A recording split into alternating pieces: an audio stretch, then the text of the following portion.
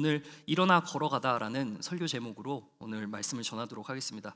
요한복음 5장에 보면은 예수님께서 명절에 행사가 있었어요.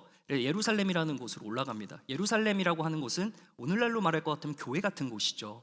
그곳에서 절기마다 행사가 있습니다. 그래서 이렇게 예수님뿐만 아니라 유대인들이라면 무조건 올라가서 하나님께 예배하는 날이죠. 지정된 날입니다. 그래서 그곳에서 여러 가지 이제 행사들이 있을 텐데, 이 예루살렘으로 향하는 문들이 몇 개가 있습니다. 여러분, 우리 교회 오시면 주로 어디로 가죠? 우리가 오늘 바울관 왼편을 통해서 본관 왼편을 통해서 들어가지 않았을까요? 중앙문도 있고 통로들은 여러 가지가 있어요. 그죠? 우리가 이제 주로 주일날 예배하면은 본관을 갈 일은 없어. 특별한 일이 아니고는 그냥 바울관 이곳에 이 왼쪽을 통해서 그냥 걸어 올라오잖아요. 예루살렘이라고 하는 곳도 한 8개의 문이 존재합니다. 예루살렘이라는 큰 성전으로 들어가기 위해서 예루살렘 안으로 들어가기 위한 문들이 존재하는데, 그 중에 8개 문 중에 동쪽에 위치한 양문이라고 있습니다. 쉽게이트, 양의 문이라고 불리는 이 양문이 있는데, 그곳에 한 못이 있습니다. 그 못의 이름이 무엇일까요? 베데스다라는 곳이에요. 그 베데스다라는 곳에 사람들이 있습니다. 한번 넘겨주시기 바랍니다. 자, 한번 읽어볼까요? 시작. 그 안에 많은 병자, 맹인, 다리 저는 사람, 혈기 마른 사람 누워서 무엇을 기다리고 있습니다. 자, 공통점은 몸이 성치 않은 사람들이 모여 있어요. 자, 절기 때, 행사 때 딱 왔는데 한 구역은 이런 사람들로 득실거리고 있다는 거죠. 많은 사람들이 올라왔는데 그곳에 이미 있는 사람들 중에는 몸이 편치 않으신 분들이 모여 있었던 거죠. 그런데 공통점이 하나가 더 있어요. 무엇을 기다리고 있죠? 물의 움직임. 약간 신화 같은 미신이 있었습니다. 여러분, 우리에게도 나름의 어떤 징크스 이런 이야기를 하면서 뭔가 중요한 시기를 앞두고서는 하지 않는 일들이 있죠. 그리고 뭔가 중요한 걸 또 하기 위해서는 내가 루틴하게 이걸 해야지 마음이 편한 그런 것들이 있잖아요. 어떻게 보면 우리 안에서도 미신처럼 찾아든 그러한 행동을 할 때가 있다는 거죠. 이때 당시 아프신 분들이 모인 그곳에 베데스다라고 하는 연못이 있었는데, 물이 움직이기 시작하는 그때에 첫 번째로 들어간 사람이 병이 낫는다라는 그런 신화적인 이야기가 이제 맴돌았던 거죠. 아마 아픈 사람들이 한둘이 존재하는 게 아니라 그때는 의사의 진료라던가 아니면 메디컬한 어떤 디벨롭멘트가 없었기 때문에 정말 많은 사람들이 그 동편이라는 곳에 득실거렸을 거예요. 그곳에는 이제 또 솔로몬의 행각들이 있습니다. 행각들이 있어요. 행각들은 우리 말로 할 것 같으면 텐트 같은 거죠. 그러니까 떼약볕 밑에서 아프신 분들이 거기 있으니까 돈 많은 사람들이 기부를 해서 이 사람들이 이 되게 더위로 쪄서 죽는 일은 없도록 이렇게 어떠한 행각들을 놨어요. 그래서 이 베데스다라고 하는 못은 히브리 말로 번역을 하면 자비의 집이라고 합니다. 자비의 집. 그런데 진짜 자비의 집일까요? 그렇지 않죠. 물이 움직일 때 첫 번째로 들어가는 사람들에게만 기회가 존재하는, 소망이면서 동시에 경쟁하는 장소이자 누군가는 좌절해야 하는 장소라는 겁니다. 그러니까 1티어만 기억하는 그 세사예요. 자비를 경험하지 못하는 사람들이 대부분이겠죠. 움직이는 사람만 주어지는 기회마저 없는 한 사람, 오늘 본문에 등장하는 한 인생으로 예수님께서 찾아오십니다.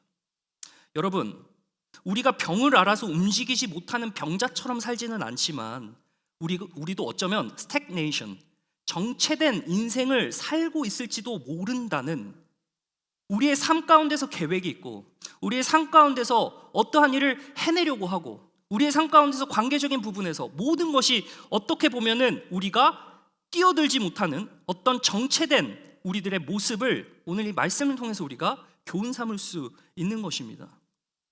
한 세대를 지날 만큼 38년이라는 세월은 엄청나게 긴 세월입니다. 제가 지난 이맘때쯤에 교회를 나왔어요. 그죠? 12일을 병원에 있는데 미치겠더라고요. 코에 꽂고 있는 그 호스 때문에 너무 숨쉬기도 힘들고 어려웠어요. 와, 그런데 그렇게 힘들게 38년을 산다? 진짜 상상을 초월하는 일일 것입니다. 평상시에 내 몸이 성하다가 성치 못한 병에 걸려서 내가 원치 않는 그 질병으로 인해 가지고 오랫동안 38년 그렇게 적적하게 살아야 된다면 그 인생 얼마나 불행하겠습니까? 그마저도 사람들이 웅성웅성거리면서 저 못에 물이 움직이기 시작할 때 먼저 들어가면 낫는다라고 하는데 나는 기회가 없는 거예요. 왜? 걷지 못하니까. 38년 동안 안진뱅이로 살았던 거죠. 움직이지 못하는 그 인생 가운데 오늘날 우리로 말할 것 같으면 오랫동안 묵혀두고 있었던 것들, 우리들이 정체된 그 나아가지 못하는 문제들, 그 인생 가운데 하나님께서 찾아오십니다. 오늘 본문을 통해서 좀 살펴봤으면 좋겠는 것이 세 가지가 있어요. 주님께서는 우리를 한번 따라해 주시면 감사하겠습니다. 살펴보신다, 물어보신다, 말씀하신다.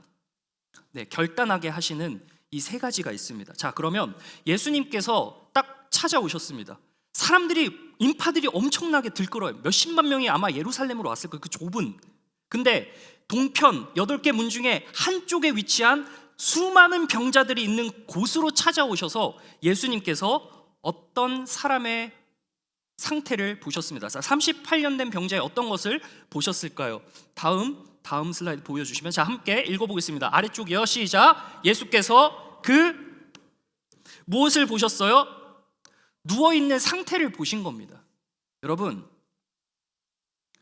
정체된 인생은 앞으로 나아갈 힘이 없습니다. 동력을 잃은 인생은 게을러지기 마련이고 축 늘어지기 마련입니다. 지금 38년 된 병자는 명백하게 병을 앓고 있어서 그가 원하지만 걸을 수 없는 상태에 있는 것이죠. 근데 예수님께서 그 상태를 어떻게 하셨다고 합니까? 보셨다라고 합니다. 여러분, 보는 것이 얼마나 중요한지요. 여러분, 에이돈이라는 이 헬라어 단어는요, 몇 가지 뜻이 있습니다. 살펴보는 거죠. 무엇을 살펴봤을까요? 당연히 드러나는 형상을 살펴보셨겠죠. 누운 것, 이동하지 못하는 상태, 몇 년 동안? 38년 동안 움직이지 못하는 그 상태를 보신 거예요. 살펴보셨을 뿐만 아니라 이 단어에는 감지하다라는 뜻이 있어요. 감지하다가 무슨 말일까요? To become aware, to sensitivity. 그러니까 주님께서 이 사람의 상태를 지금 해석하고 있는 거죠. 어떤 상태냐? 묶여있는 상태인 거예요. 첫 번째, 질병으로 묶여있는 상태. 근데 그 질병의 이면에는 무엇이 있습니까? 죄로 인해 묶인 상태를 보신 겁니다. 주님께서는 피지컬한 모습만 보신 것이 아닙니다. 사람들은 그 사람을 보면서 야, 너무 안 됐다, 야. 멀리서 판단할 수 있잖아요, 사람이 사람을. 그런데 그 사람의 깊이 있는 것을 그 누구도 모릅니다. 우리 저마다의 문제가 있는데 외면적인 것만 보고 사람들이 쉽게 판단해 버릴 때가 있잖아요. 그런데 그 깊이 있는 이야기는 그 누구도 모르는 겁니다. 그러나 예수님께서는 그것을 감지하셨어요. 묶여있는 것을 아셨다는 겁니다. 외면적인 모습뿐만 아니라 내면적인 모습까지 주님께서는 보고 계세요. 그리고 무엇보다 중요한 세 번째 뜻이 있습니다. Pay close attention. 무슨 말이죠? 집중하신 겁니다. 질병 때문이지만 이 사람의 문제가 죄로 인한 문제라는 것을 보신 겁니다. 여러분, 보시면 병자는요, 오늘 본문을 딱 보면 예수님께 도움을 구하지도 않아요. 예수님을 찾지도 않습니다. 어떤 믿음의 고백을 한 것도 아니에요. 근데 예수님께서 먼저 그 상황을 보셨다는 겁니다. 예수님께서 상황을 보시면 일이 해결되기 시작합니다. 여러분, 우리는 문제를 통해 문제가 있음으로 인해서 힘들어하고 문제가 없어지기를 바라지만 정말 중요한 것은 우리 문제를 통해 내 안에서 주님께서 발견되는 것, 주님이 나를 찾으신다는 것, 주 안에서 내가 발견되어야 할 존재라는 것을 우리에게 알려주고 있는 겁니다. 오늘 이 38년 된 병자를 주님께서 찾아오십니다. 예수님께서 이 땅의 죄인들을 위하여서 찾아오신 사건을 대표하는 것입니다. 오늘 이 시대 가운데서도 이곳에 앉아있는 여러분들을 주님께서 찾아가십니다. 여러분들 가운데 혹시 묶여있는 문제 있습니까? 정체되어서 내가 움직이지 못하는 문제 있습니까? 그 문제 안에서 문제가 해결되기를 원하는 것이 우리의 본성상 원함일 텐데, 그것이 중요한 것이 아니라 그 문제를 통해서 하나님이 나를 찾으신다는 것을 기억하시길 바랍니다. 문제가 아니고선 우리는 하나님을 찾을 만한 존재가 아니죠. 그러니까 문제라는 것이 있을 때 그 문제로 인하여서 우리가 하나님을 찾게 된다는 겁니다. 우리 다음 구절을 보시면, 인자가 온 것은 누구를 찾아서 오신 사건이죠? 잃어버린 자입니다. 잃어버린 자. 여러분, 우리 앞서서 봤던 빌립이 자기 친구 부르잖아요. 요한복음 1장 48절을 보면은 어떤 인물에게 주님께서 이런 이야기를 하시는가? 요한복음 1장 48절에 보면은 나다나엘이라는 사람이 있습니다. 나다나엘, 예수님께서 그 사람을 제자 삼을 때 그 속에 있는 것을 다 보셨다고 합니다. 여러분, 우리는 사람의 속마음을 몰라요, 그죠? 사람의 속마음을 알면 얼마나 좋을까? 치트키 아니에요? 그러면 그 사람의 필요와 원에 따라서 우리가 다 맞춰서 행동할 수 있잖아요, 그죠? 남녀 간의 갈등 있을 일 없습니다. 부부 평생 행복하게 살 거예요. 우리는 그 속을 알 길이 없습니다. 사람의 그 열길, 속길을 모른다고 그러잖아요. 근데 주님께서는 나다나엘의 안에 있는 그 모든 것을 다 알고 계셨어요. 네 속에는 간사한 게 없다. 여러분, 마틴 셀리그맨이라는 이 교수님이 계십니다. 유펜에 계세요. 지금 심리학 교수십니다. 긍정 심리학의 창시자라고 합니다. 자, 그런데 굉장히 재밌는 말씀을 하셨어요. 한번 들어보세요. 자, 사람들은 동의하실지 모르겠지만 저는 굉장히 동의하세요. 고통 그 자체보다 고통이 바뀔 수 없다고 학습된 상태에 더 깊은 무게력에 빠진다. 다시요. 사람들은 고통이라는 그 무게가 찾아올 때 그 고통이 바뀔 수 없다고 생각되는 순간 더 깊은 무기력에 빠진다. 그래서 이분이 창시한 심리학 용어가 learned helplessness, 학습된 무기력 상태라고 합니다.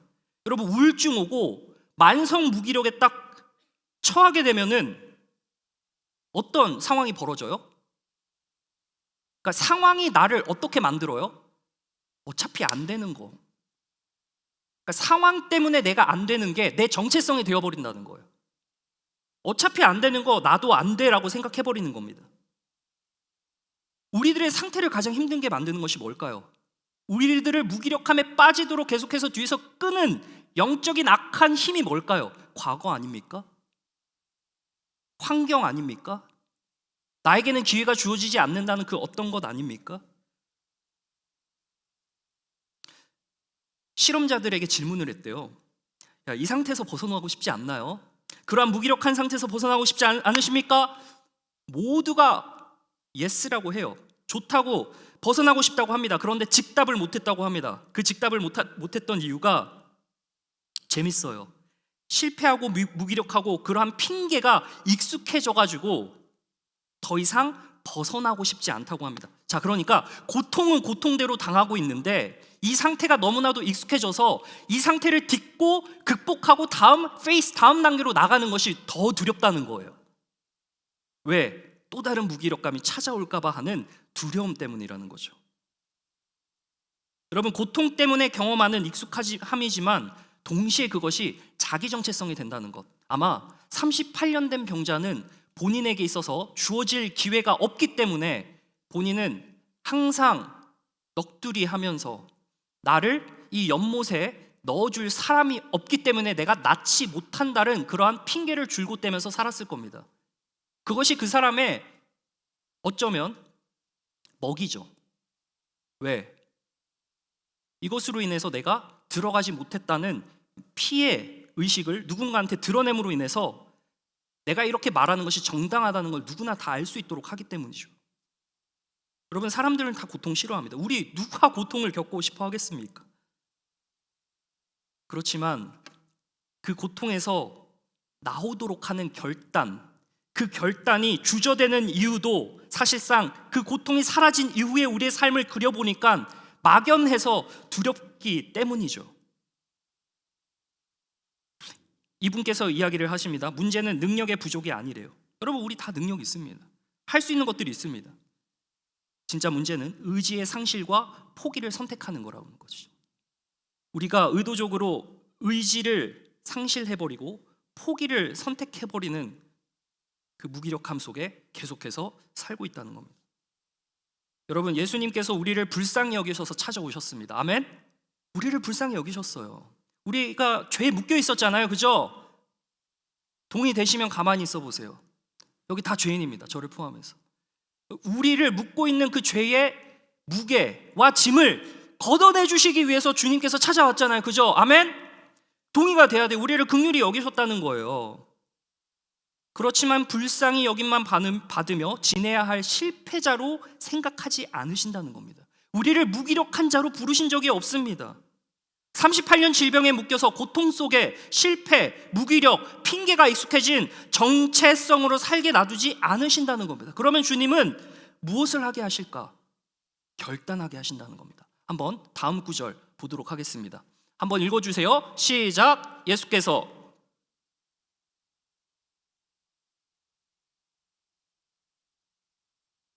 여러분, 예수님 쌉티. 자, 뭐라고 해야 돼요? 병자를 딱 보면은 가서 위로해야 되지 않나요? 얼마나 힘들었니 그동안? 그 상식적인 질문이죠. 너 그동안 얼마나 힘들었어? 너 왜 이렇게 됐어? 혹시 누가 해코지하는 사람 없었어? 나한테 얘기해봐. 내가 가서 뚝배기 깨줄게. 내가 도와줄게 라고 말씀하시지 않고 예수님께서는 그냥 당장 해결책을 내놓으시는데, 물론 주님께서는 그 모든 것들을 불쌍히 여기시는 마음이 이미 공감이, 위로가 포함된 말씀을 지금 예수님의 방식대로 이야기를 합니다. 그래서 너는 바뀌고 싶으냐? 질문하시는 겁니다. 그래서 이래야 너는 바뀌고 싶으냐? 너의 정체된 삶, 묶인 그것으로부터 너는 바뀌고 싶으냐? 너의 의지를 묻는 것이다. 너는 바뀌고 싶으냐? 여러분, 네가 낫고자 하느냐? 텔레이스 휘게이스 게네스타이. 너 진짜 의지가 있니? 너 진짜 그거 원해? 라고 물으시는 겁니다. 벙쪘겠죠.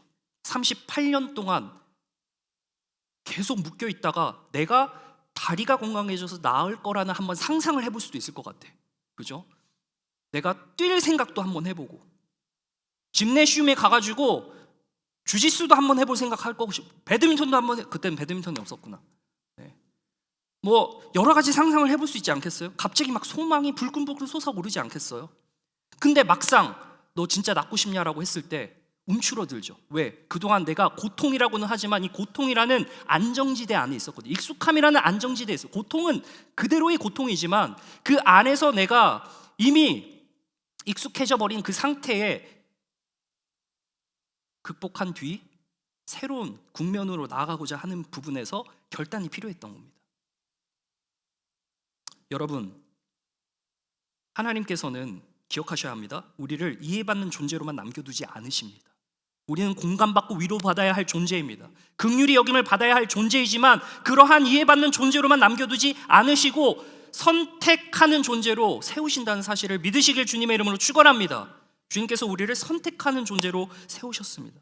다시 말합니다. 익숙한 고통 속에 실패한 인생이라는 정체성이 굳어져 버린 우리 그리스도인들을 너무나도 많이 봅니다.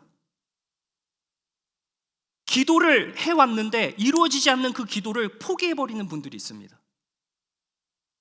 될 것이라고 전혀 환경적으로 그러한 여건이 전혀 안 되는 그런 상황에서 이게 될 리가 없지라고 자조 섞인 이야기로 방치해버리는 경우가 있습니다. 그게 이제 우리의 정체성이 되어버리는 거죠. 더 이상 병이 문제가 아닙니다. 38년 동안 그분을 묶어둔 병이 더 이상 문제가 아닙니다. 병이 애초부터 문제였지만 그 병 이면에 있는 찌들어버린 그의 상태가 누구도 건드리지 못한 성역이 되어버렸습니다. 그 사람만의 안전지대가 되어버렸습니다. 네가 낫고자 하느냐? 예수님께서는 죄인을 찾아오시고 구원의 소망을 주시는 질문을 하십니다. 그래서 죄인을 찾아오실 때, 우리를 보실 때 우리는 숨지 말고 주님께 드러내야 합니다. 우리가 누구한테 우리의 진 면모를 드러내겠습니까? 주님에게 드러내는 겁니다. 그리고 변명을 내려놓고 주님을 의지함으로 응답하는 것이 오늘 우리에게 주시는 삶의 도전이라는 겁니다. 솔직히 바뀌는 게 더 무섭다 이런 말들 많이 합니다. 지금 불행해도 차라리 익숙하니까 이대로 살겠다라고 말하지요. 여러분, 맹인, 앞을 못 보는 바디메오라는 사람이 있었습니다. 한번 들어보셨을지 모르겠습니다. 바디메오는 그 앞에 붙는 수식어가 있었습니다. 그 수식어는 거지였습니다. 맹인이었으니까 거지였을까요? 거지였으니 거지기도 하고 맹인일까요? 별로 중요한 질문은 아니에요. 그냥 한번 드려보는 질문입니다. 맹인이니까 일을 못해서 먹고 살기 힘들어서 거지가 되었을까요? 같이 만들어가는 설교를 해봅시다. 제가 필기 좀 할게요. 어떤 느낌인지 우리가 당시 1세기에 살아보진 않았지만 당시에 할 수 있는 일이 그리 많지는 않았어요. 앞을 못 보는 사람이 경제생활을 하기는 어려웠을 거라고요. 그러니까 그가 내팽개쳐진 현실 가운데 바닥에서 사람들에게 동냥하면서 살아갔던 그러한 불쌍한 인생이었습니다. 위로와 공감을 받아야 돼요. 그렇죠? 이해받아야 할 존재입니다. 솔직히 명절이 돼가지고 사람들이 우글우글 할 때 그때 가장 동냥이 잘 됐을 겁니다. 지나가면서 페니를 계속해서 주겠죠. 그런데 현실로 딱 돌아오잖아요. 일상이 되잖아요. 루틴한 삶으로 돌아오잖아요. 그 사람이 긍휼히 여김을 받아야 된다는 사실은 변함이 없지만 사람들의 인식에는 그 사람은 귀찮고 하찮고 소용없고 도움 안 되는 존재라고 다들 인식 속에 있을 거란 말이죠. 우리 가운데서도 여러분, 제 기능을 못하는 사람들을 바라볼 때 우리 속마음은 그 사람을 향해서 얼마나 한심하다고 생각할 때가 있습니까? 그 사람이 할 수 있었던 건 뭐가 있었을까요? 거지 바디메오, 맹인이었는데 앞을 보지 못하자 그가 예수님께 이야기합니다. 예수님이 지나간다는 소식 들었어요. 그러니까 이 맹인이 소리를 높여 뭐라고 합니까? 나사렛 예수여 나를 불쌍히 여기소서라고 합니다. 그에 대한 예수님의 질문이 마가복음 10장 51절에 따라옵니다. 한번 읽어주시면 감사하겠습니다. 시작. 예수께서 내가 무엇을 하여 주기를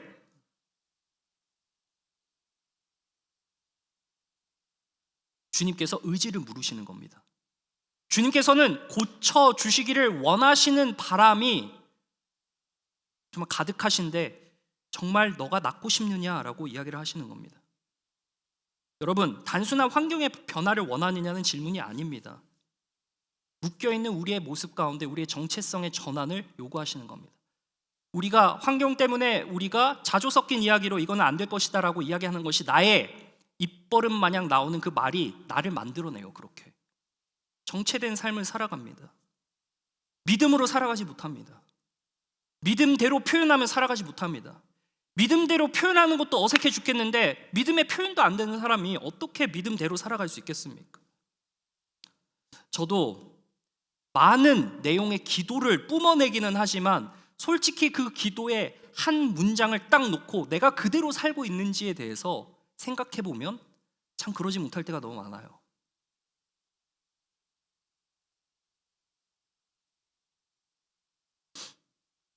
이런 질문을 할 수가 있습니다. 환경이 바뀌기 전에 일어날 준비가 됐느냐? 주님이 그렇게 말씀하시는 것 같아요. 상황만 바뀌면 좋겠다. 이 사람만 없으면 좋겠다. 조금만 더 조건이 좋으면 좋겠다. 이런 말들 우리 다 하잖아요, 그죠? 이런 마음이 얼마나 있습니까, 우리한테? 근데 그거는 저기 계신 분들, 저 바깥에 여기 세상에 거하시는 분들이 하시는 말씀이고 우리의 입술의 고백은 좀 달라야 되지 않을까 싶습니다. 그러니까 설령 그런 마음이 든다고 할지라도 여러분, 안 그래도 정체되어 있고 안 그래도 묶여있는 삶인데 우리가 여기서 주님께서 함께 하신다면 주님께서 우리에게 능력 베푸시고 환경과 상황을 주님의 때에 전환시키고 변화시켜 주실 텐데 그것을 믿음으로 나아가는 것도 정말 지금 부족한데 여러분, 자주 섞인 이야기로 저 세상 사람들이 하는 것처럼 똑같이 이야기하며 나아가면 되겠느냐라는 도전을 여러분 앞에 드리는 것입니다. 여러분, 이제 어떻게 살 것이냐라는 주님의 질문, 너가 낫고자 하느냐? 이래야 네가 낫고자 하느냐.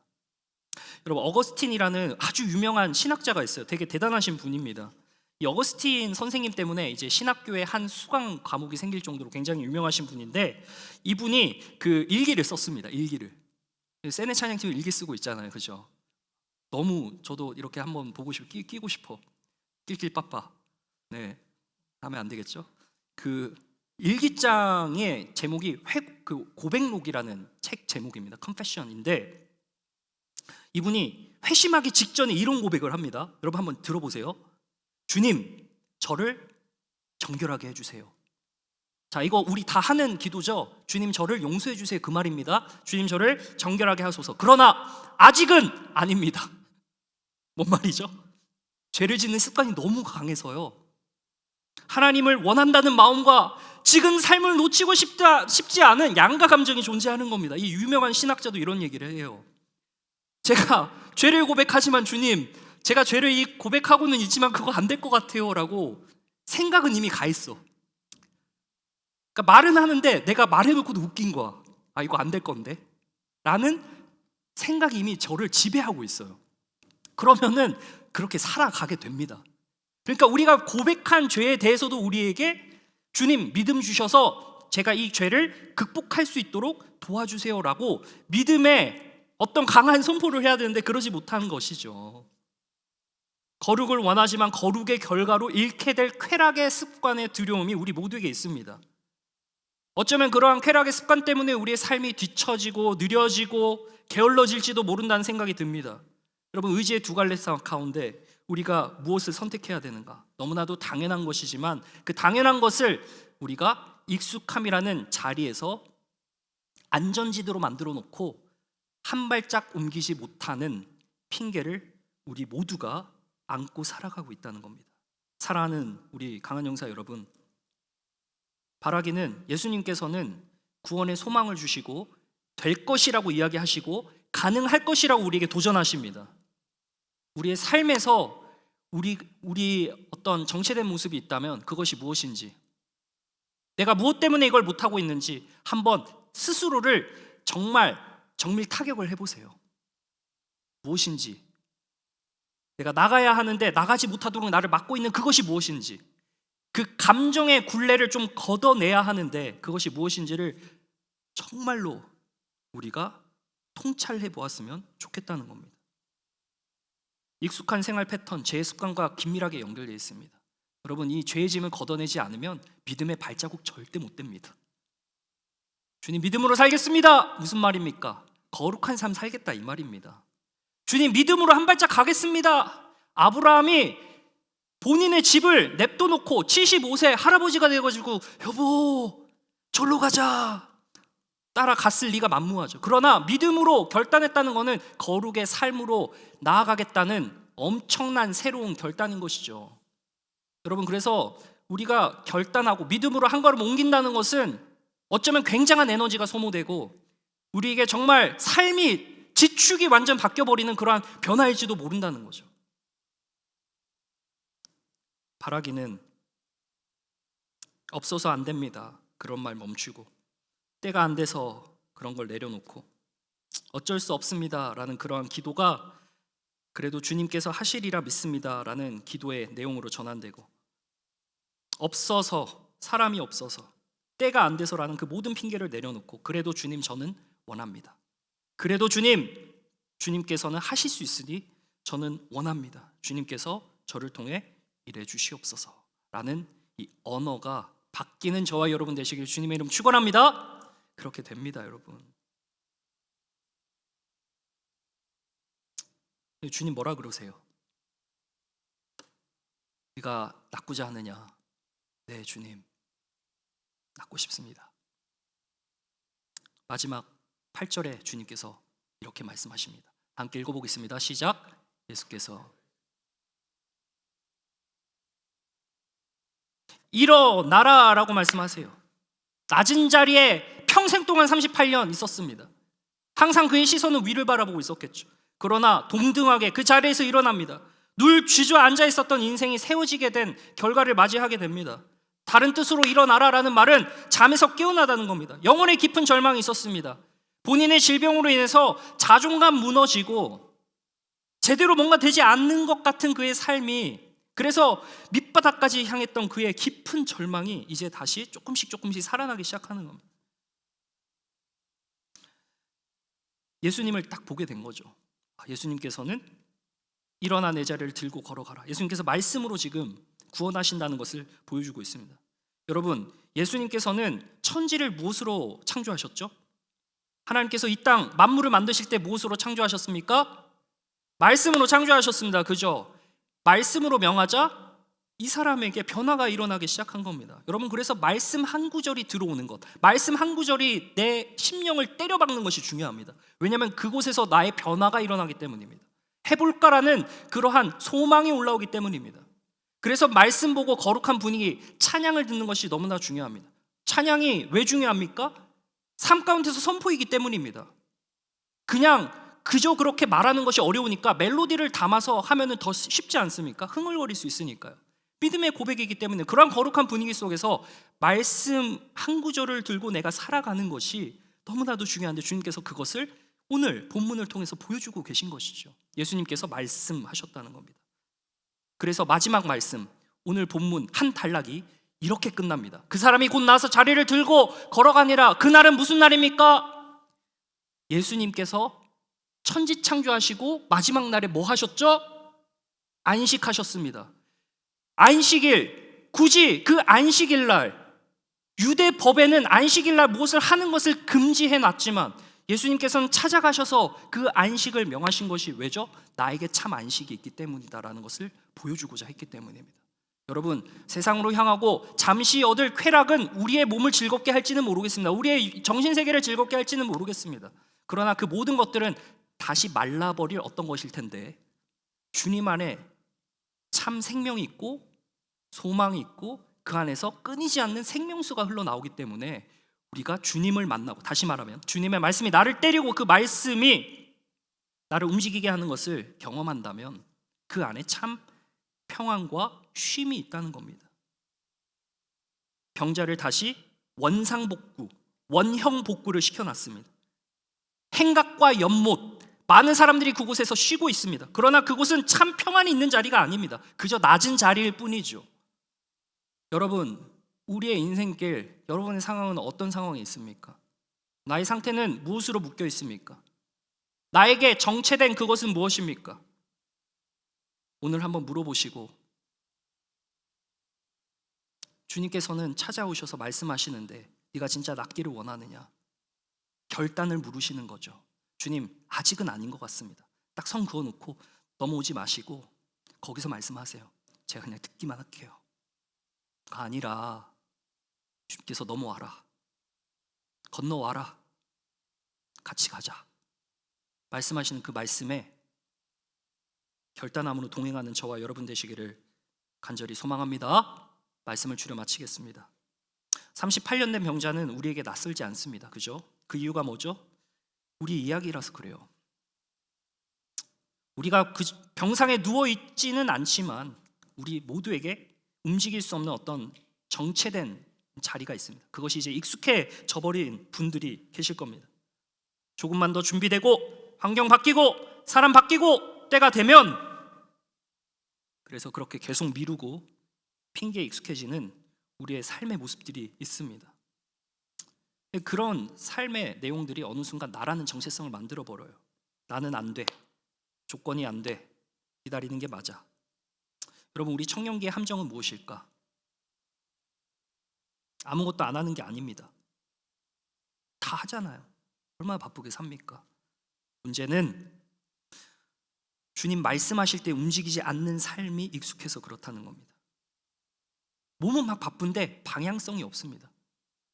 내가 주의 일을 위해, 주의 나라를 위해, 주의 영광을 위해 살아가는지에 대한 방향성이 없이 몸만 바쁘게 움직이는 것, 여러분, 언젠가 두려움 찾아옵니다. 언젠가 염려, 걱정, 근심 밀려옵니다. 믿음대로 살아도 힘들 때, 어려울 때, 두려울 때, 좌절될 때 얼마나 많이 찾아옵니까? 그나마 믿음에 서 있을 때 우리가 붙잡고 기도하면서 나아가는 것인데, 그러한 방향성 없이 나아갈 때 너무나도 두려워집니다. 계획은 있어도 걸음은 제자리일 때도 있습니다.